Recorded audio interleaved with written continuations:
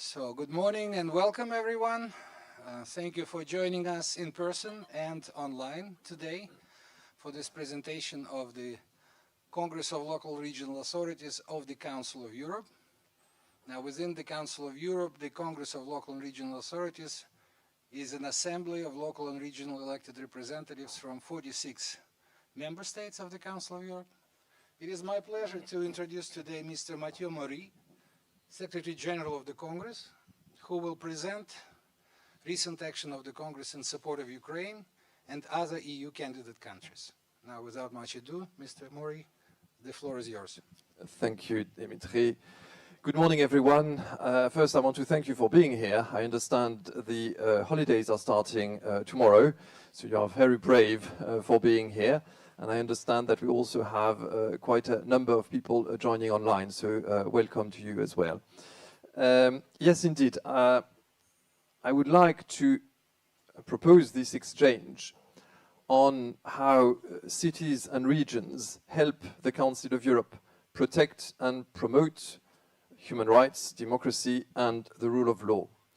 I intend to explain a bit how we do that as a Congress within the Council of Europe. And I will illustrate this by taking two examples, one of a member states, Ukraine, and one of a non-member states, Belarus. First, a word about what the Congress is exactly in the structure of the Council of Europe. As Dimitri said, we are a political assembly, first and foremost. There are two political assemblies within the Council of Europe, the Parliamentary Assembly, representing members of parliaments, and the Congress, representing local and regional leaders. So we have 306 members of the Congress. They meet in sessions several times a year, and they gear the actions of the organization.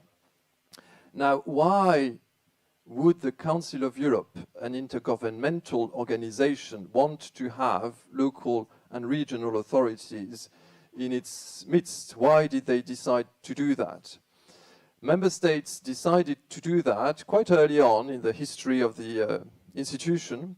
First, because they wanted to get the input of local and regional leaders in their work in order to make sure that in developing new standards, they heard what local and regional authorities had on their mind.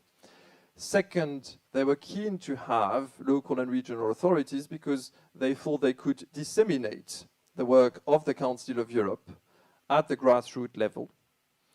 And they had this powerful instinct, the member states, that our experience as citizens of democracy is what starts in municipalities when we are young and less young, but it starts usually at the municipal level.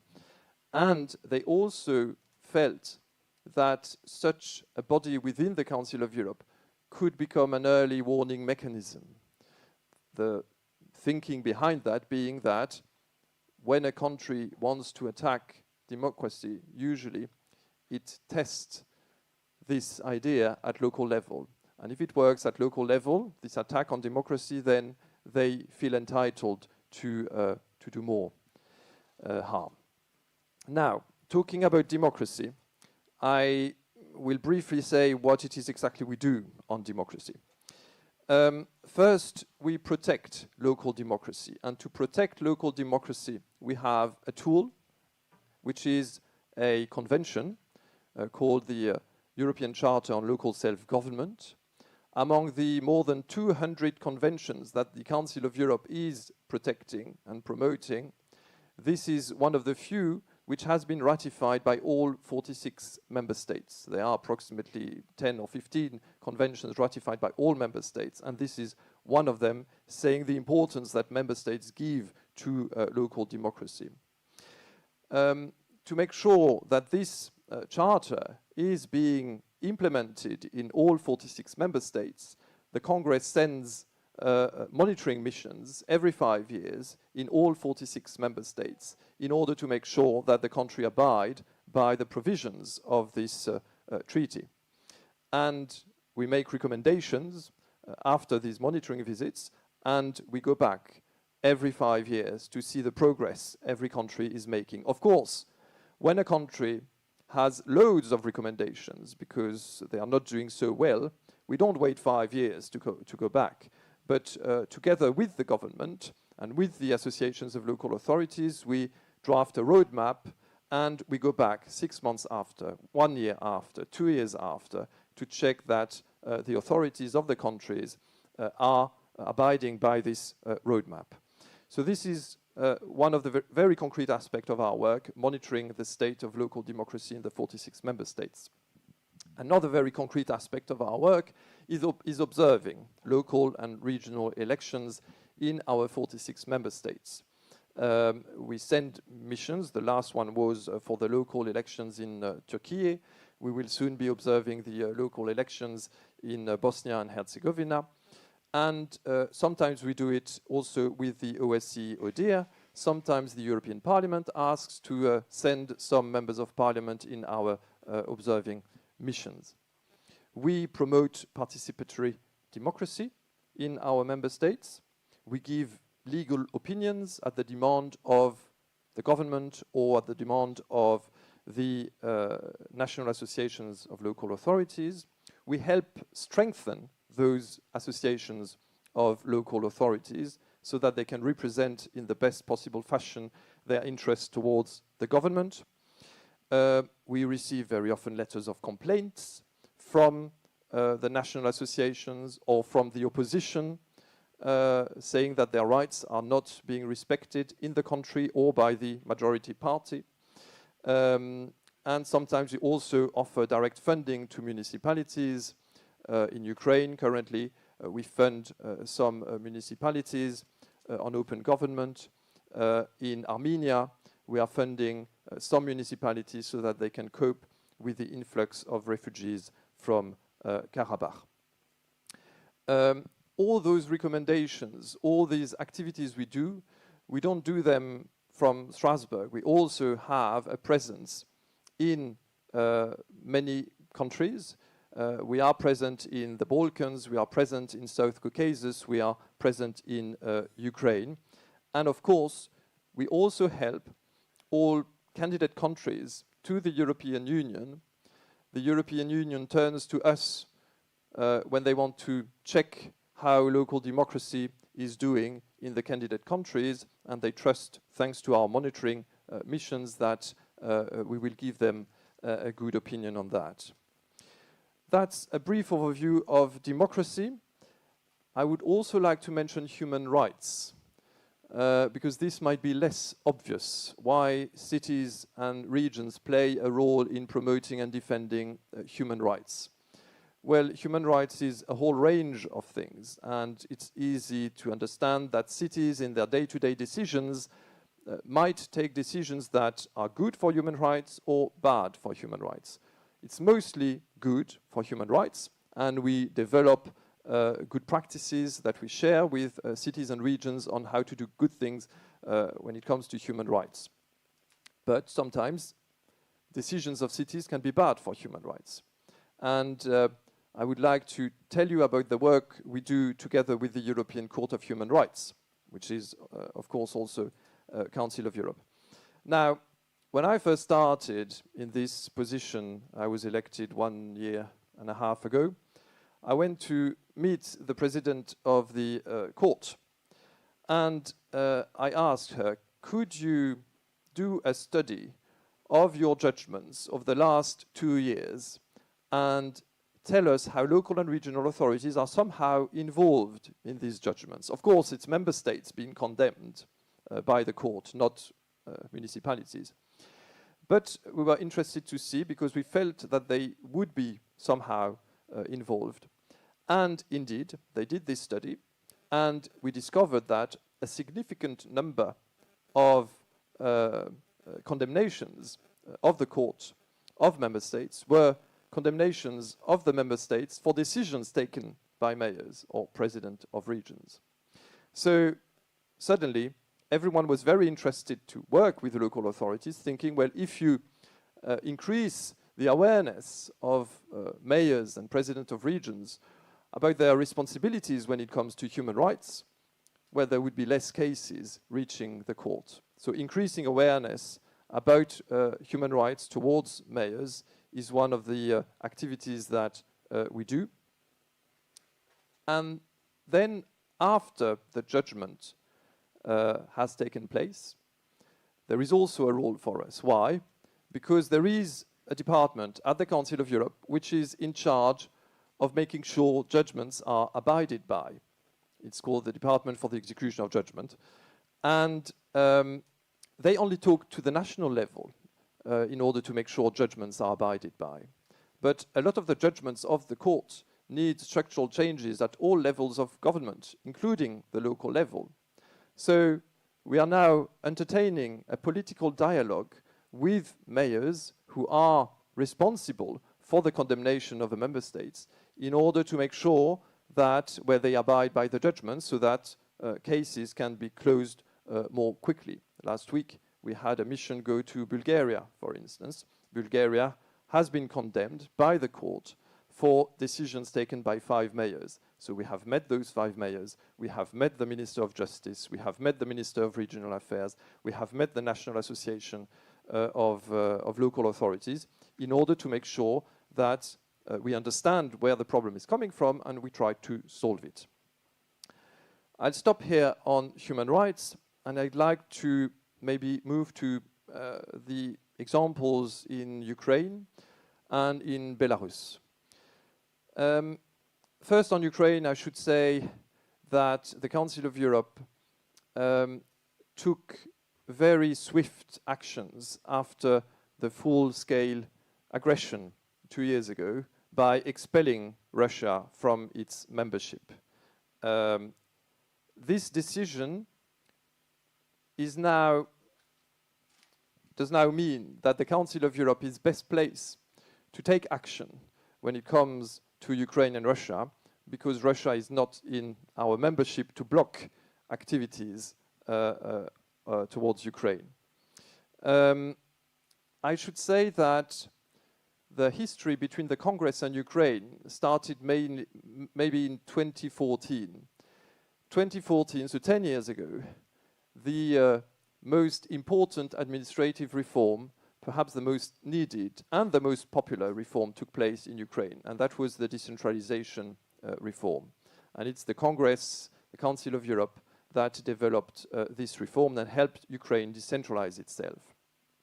Now, if you ask anyone in Ukraine in responsibility, they will tell you that without this reform, if the cities and the regions of Ukraine did not have the powers and the means to immediately react to the consequences of the war, the country would have collapsed within months. President Zelensky himself talks about the mayors of Ukraine as his second army. So we are very proud to have played a role with this decentralization law in 2014 and the very positive impact it has had in these tragic circumstances. Now, since then, martial law, of course, a degree of recentralization. So we are now working this week.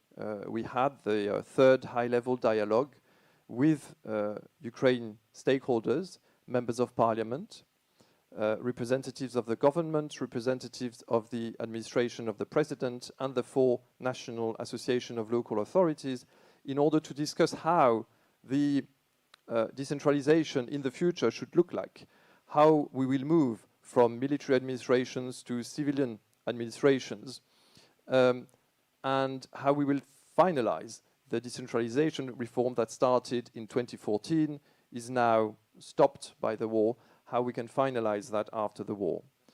Another topic of discussion in this high-level dialogue is post-war elections, how to organize elections, who can vote, local elections, national elections, and the Council of Europe is offering the frame for this discussion to happen. Of course, it's for Ukrainians to make those decisions, but we organize the platform for the discussion to happen.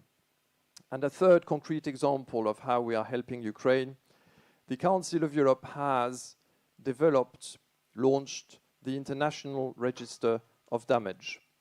This register is a very important tool which is now up and running, not entirely, but it has started. It helps every citizen, every administration, every agency say what they have lost during the war. So it makes an inventory of the damages of the war. This is the first step. The next step will be a compensation mechanism. So the Council of Europe is leading the work in this field. You might wonder, well, how are local authorities involved in this? Well, they are very much involved indeed, because local authorities will have suffered damages themselves during the war. So they need to understand, they need to know that this register exists, they need to understand how to use it. And we believe that they will also be instrumental towards Ukrainian citizens. We have an office in Kyiv which is doing the promotion of this register, but for such a big country with such a big population, this office will not be enough to promote the register. So we are convinced that, as always, when citizens have questions, they will turn to the people they trust, people that represent authority for them, their local councillor, their mayor. So local authorities will also be very important to promote the register to all citizens of Ukraine. I thought it might also be interesting to talk about non-member states.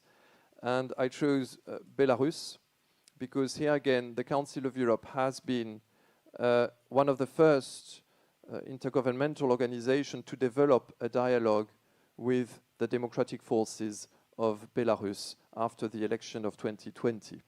And I insist, democratic forces. We are not talking to the government of Belarus, to the authorities of Belarus, but to the democratic forces, to Ms. Tikhanovskaya, to the United Transitional Cabinet, to the Coordination Council of Belarus. Here again, how on earth are local authorities relevant in this work? Well, the Ms. Tikhanovskaya and her team have built up a reserve, as they call it.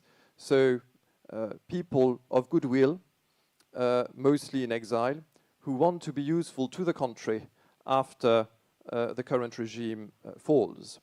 This reserve is made up of several hundreds of people.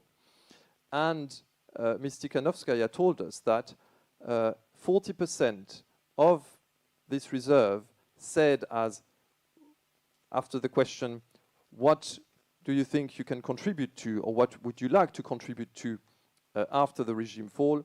40% of them said, we want to work at local level.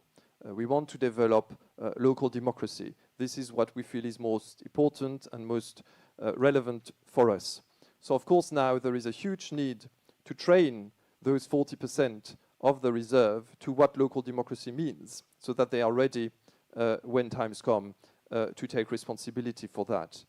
And of course also help design, that was her second ask, help design the future system of multi-level governance in Belarus after the regime falls. So here again, very concrete examples of what we do, this time in a non-member state. I will conclude by saying that this last example, 40% of the reserve of Belarus interested in local authorities, this, I think, illustrates how citizens are attached to their local democracy, where everything starts, as I said earlier, where the experience of democracy starts, also where the dialogue can continue happening when polarization in many of our societies means that the dialogue doesn't happen very well at national level anymore. This is why many confidence-building measures are happening at local level, and why in an increased polarized world, international organizations like the Council of Europe invest more and more in local and regional authorities to promote and protect democracy, the rule of law, and human rights. I'll stop here, and I'm happy to take any questions. Thank you. Thank you very much, Mr. Mori. I already had a question online from Agency Belga. If there's a press release on this conference, I want to say that no, apart from the information provided in the invitation, there is no press release, but much information presented by Mr. Mori is on the Congress website, because the high-level dialogue that took place this week, in fact, in Strasbourg, produced a press release, a joint statement between Ukraine and the Council of Europe. So you will find it on the Council of Europe website, but also more specifically on the Congress website, www.coe.int/Congress. So now we'll be happy to take your questions here in the audience in the press club or online. The colleagues have promised to project the chat room. No, there will be no chat room projection on the screen, because then we can all see the questions. There are no questions so far. So far there are no questions, but maybe there will be. But let's start with the room. Please, if you can introduce yourself, tell us who you are. Thank you. Thank you. My name is Frank Schwalber-Roth. I'm German, and I'm one of the founders of the German Green Party and one of the first local MPs in Germany and the first Green in the European Parliament. I'm like a lot of politicians. I think I know everything. It is a temptation, but I have to admit I learned this morning a lot. Thank you very much. Apologies for my ignorance, but among us, I think there are a lot of politicians, not only in Brussels, who are as ignorant as me, or as I have been before, on what you are doing. That's the positive side. And the negative side linked to a question to Mathieu. You outlined what you are doing, and it was a little bit for me a bottom-down approach. A little bit like a gendarme, a policeman who looks what is happening on the local level. But on the other hand, we all know on the local level, you mentioned it once shortly, there are champions. There are champions who have good practice on the local level. Is it, while you have not mentioned it, or to my understanding of politics, quite often it is ideas coming from a local council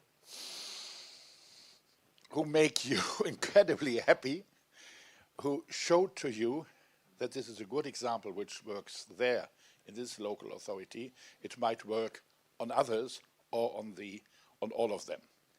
Therefore, two parts recommendation between you and me. Next time you do a presentation, show as well that you are not only the police officer, that's necessary and good, but as well you are taking initiatives from the bottom.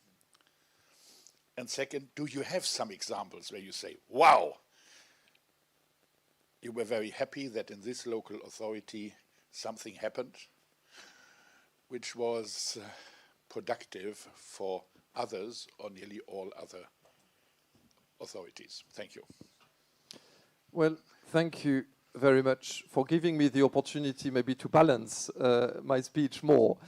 So I'll do that. The Congress of Local Authorities, of local and regional authorities, is made up of local and regional politicians. So it's really our DNA to represent their interests, but also we take into account the interest of the state. But our interest is not, we are not a trade union for local authorities or a trade union for the state. We are the trade union of the standards of the Council of Europe. But as I think I mentioned at the beginning, indeed, the idea is that our recommendations, they go to the member states. So every recommendation we adopt is being presented to the Committee of Ministers. They meet every Wednesday. and they give recommendation of how the state could do better. So this is very, very important. So we don't see ourselves as top-down or bottom-up, but we promote the standards.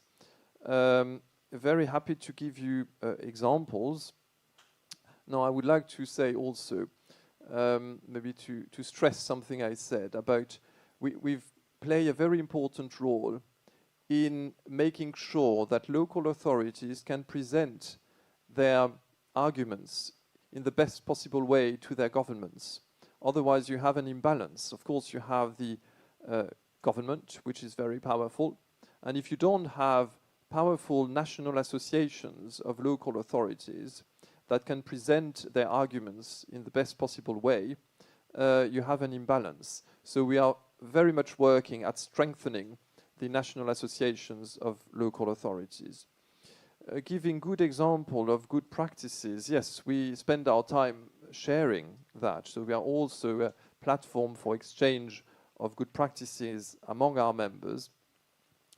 One very good example, I think, and I saw it very recently, that's why it's stuck in my mind now, it's Bosnia and Herzegovina. I mentioned participatory democracy earlier. We have launched a few years ago citizens' assemblies in Mostar. And those who know Bosnia and Herzegovina know how difficult the discussion can be between the different communities in Bosnia and Herzegovina. And Mostar was a completely blocked municipality. The three communities which were sharing different powers of the municipality could not agree too much. And so we helped develop a citizen assembly within Mostar with citizens from all backgrounds. And one question would be asked, and the citizens would work together and produce a set of recommendations to the leadership of the municipality. And of course, then it was much more difficult for the leadership of the municipality to just say, no, we are not interested. So they took all the recommendations, or almost all of the recommendations, and implemented them, and the city could run as it should again. It worked so well that they decided to do a second and a third citizen assembly, and now they are working at institutionalizing this way of making decisions in Mostar because it works so well. And now, and hopefully soon they will not need our help and they can do it completely on their own. Sarajevo is doing now the same. Banja Luka is now doing the same. So this, I think, shows how well effective participatory democracy can be and how effective local authorities can be when at the national level the dialogue is very complicated. Yeah, I think I'll stop there. Thank you. Maybe colleagues can take the floating microphone and for another question. I don't see anything just behind. Good morning, everyone. My name is Dragan Stojovic, First Councillor Mission of Serbia to the EU. One of the very interesting topics here in Brussels is cohesion policy. We had a report of the high-level group about the future of cohesion policy.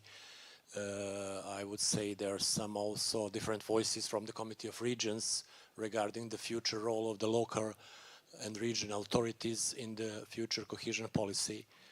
There was also the letter of the President of Committee of Regions to the commissioners. I think it's also from the point of view of the enlargement policies very important topics, and we are very much interesting candidate countries and potential candidate countries for this policy. What is your opinion about this, and what is are you following these topics, and are you intending to be much more involved in the forthcoming discussion related to this issue? Thank you. Well, that's very much a European Union policy. So we are not involved as such in the negotiation of cohesion policy.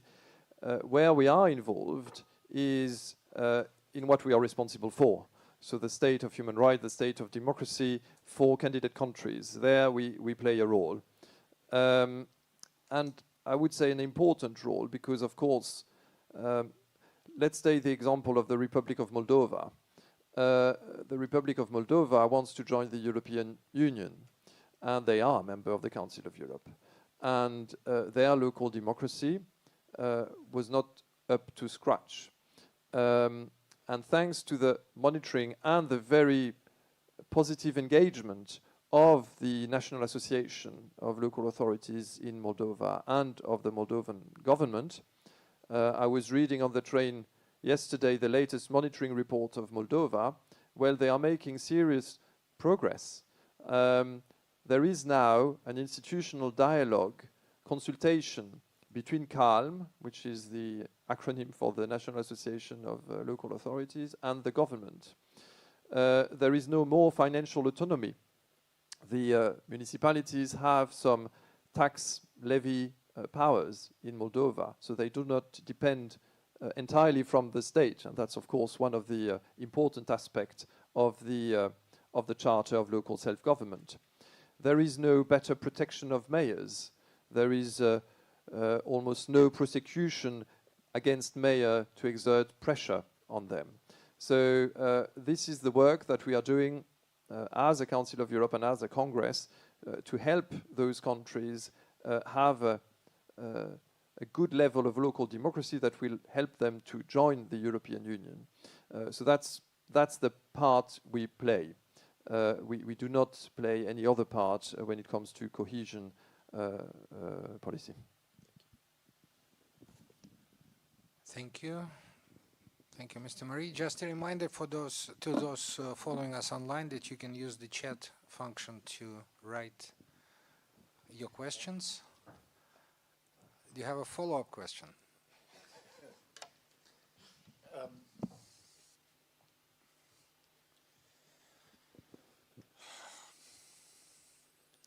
When I was an MEP in Strasbourg, I was not only going to the space reserved for the European Parliament, but I was visiting very often the space of the Council of Europe, which is just besides. And I discovered two things. First, that I was one of the very, very few who did it. And second, when I came back to the members of parliament or to the structure of the European Parliament, there was an incredible arrogance. We, the co-legislation of the legislator of the European Union, and those strange people from the Council of Europe who work wonderful on conventions, but that's the rest. And I think this is a hierarchical perception, which is not always justified. But you said human rights, state of law are your priorities, but I met their colleagues who work even on energy, on environment, and I think you have a certain chance now. Why? European Parliament 705, elections 720 MEPs. About half of the MEPs are new, and we know it from our private life. First day at job, first day at university, the people you meet in the beginning stay more intensively in your memory. And it's a sort of window of opportunity to address especially those newcomers. And we see it with some associations, or Euroactiv, this media. I just got the invitation for September that they invite all the new MEPs for a drink. Possibly, it's my recommendation for you that you address those newcomers, especially in September or October, but the best would be in September, because then they are for the very first time working in Strasbourg. Now in July it is more to elect some bodies. To overcome this arrogance or this stupidity or ignorance that they don't know what you are doing. And therefore, my recommendation is think about it, to address, and in a half a year it's too late, now when they are new, my recommendation, please explain how wonderful you are. And out, please. And on the other hand, a lot of the new MEPs have a past on the local level. Exactly. I'm a Green, a new Green from Slovenia. First I thought he's from Serbia because he has a Serb-sounding name. He was mayor and he worked intensively in the Council of Europe already. That means to link his past with his presence would be productive, and there are several others certainly who have a past on the local level. Therefore, think about this intensively, and possibly I hear then from you that you do something in September for the newly elected MEPs and some of the old. Thank you. Thank you, and indeed, that's exactly what we are planning to do, because as you rightly point out, a lot of local politicians become national politicians or MEPs, and we have among our current members several members who have won the European Parliament elections. You mentioned Slovenia. We have Mr. Prebelic, who will join the European Parliament. We have Ms. Carla Nunes from Portugal, who is joining the European Parliament. So we count on them to be our champions, because it's always better if politicians talk to politicians rather than me coming and talking to them. But it's exactly what we intend to do, because you say there is a certain degree of arrogance or lack of understanding of what the Council of Europe does, but I'm sure the reverse is true as well. There is a lack of understanding from our part of what the European Parliament does. And it's so silly. You know that we actually have the symbol. We have a bridge. You don't need to leave the Council of Europe building to enter the Parliament building. You can say it's the same building. It's linked. And we don't use this link enough. Now, I've insisted that for the election observation missions, we started receiving requests from the European Parliament for their members to join our missions of observation of elections. And I insisted, we said yes, even if it creates a whole range of issues, but it's a very concrete step of working together. And there are many issues dealt with at the European Parliament level that are relevant to the activities of the Council of Europe. And the Council of Europe had a summit of heads of states and governments recently in Reykjavik, and the relationship between the European Union and the Council of Europe came out as the top priority in terms of interinstitutional relationship. So it's clearly something that we must do more. It's also why I'm here today to develop these links with Brussels and the European institutions. So thank you very much for this recommendation. There was one aspect where I'm not at all agreeing with you. Tell me. You said you count on them for a future better cooperation. Forget it. They are now in the European Parliament. They're so happy, and they forget to put it besides. My recommendation is alumni. Create informal group of alumni, of mayor alumni, and then you have 20, 30 members, and you create the space where they can meet 5 times, 3 times a year, and you ask them, please, this is a meeting, please come, and their assistants might be invited in the agenda. I think you have to create something like an alumni group of those people who have been in love with you, but now they're in a new marriage, that you have to create the structure, and possibly an alumni structure would be something which is productive. Yeah. Don't count on them. No. Don't worry. We are very, very creative and proactive. So we'll make that space for cooperation happen, and we'll come with very concrete proposals for them to be able to work with us. But thank you. Very good recommendation. We are on it. Thank you very much. Are there any other questions? I again online. I'm gonna just update the chat room.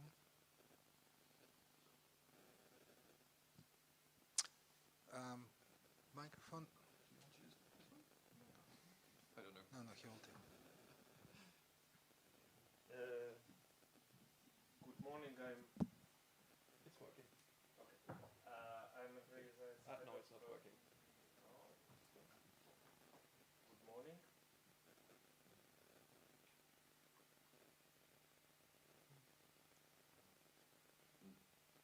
Yes, this one. Thank you. Good morning. I'm Andrzej Zajec, head of the Brussels office. You have just visited Ukraine.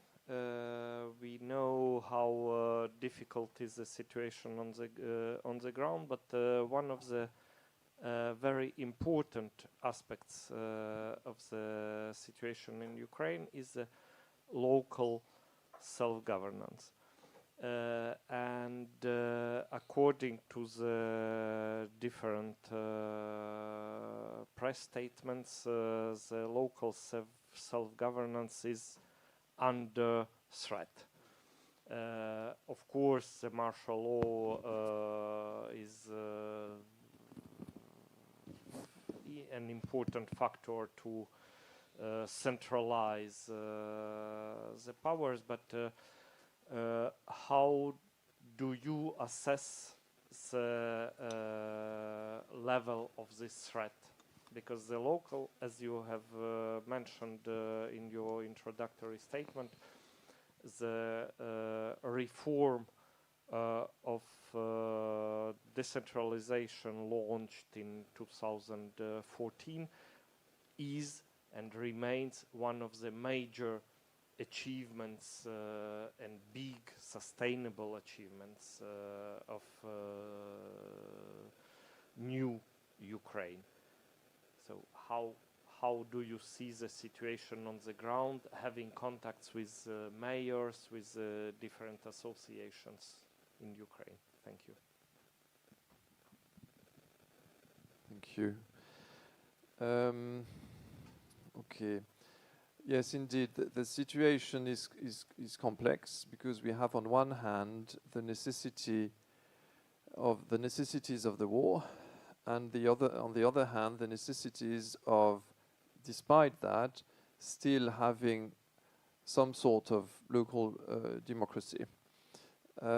Some points are being raised. I mentioned the military administrations to start with. There are 150 plus military administrations which have replaced civil administrations in cities of Ukraine. This is an issue. There is some debate about the necessity of all these military administrations. Some military administrations seem obvious, close to the east. Some other military administration can raise questions in areas which are less at risk, in the west of the country, for instance.